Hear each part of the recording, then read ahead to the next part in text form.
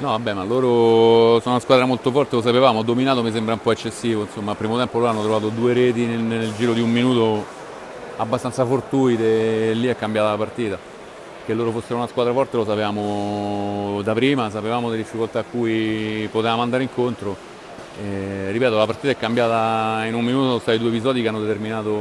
il cambiamento del risultato e quindi il cambiamento tattico della partita. In realtà avevamo fatto probabilmente meglio di loro fino a quel momento e probabilmente abbiamo fatto meglio di loro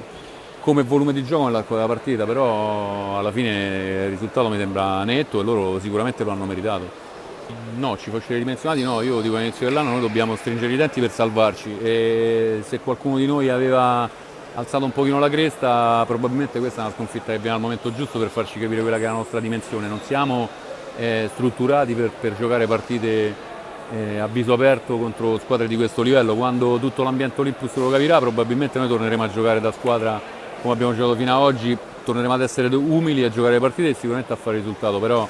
ci vuole molta più umiltà e molta più concretezza per giocare in questo campionato, cosa che noi probabilmente da qualche settimana avevamo perso e probabilmente questi sono risultati che ci rimettono al posto nostro e coi piedi per terra. Credo che i ragazzi sappiano e sappiamo dall'inizio a cosa andavamo incontro, siamo all'interno della squadra molto tranquilli, chiaramente adesso ci aspetta un'altra trasferta, ci organizzeremo, ci alleneremo e cercheremo di andare a riprendere i punti che abbiamo perso.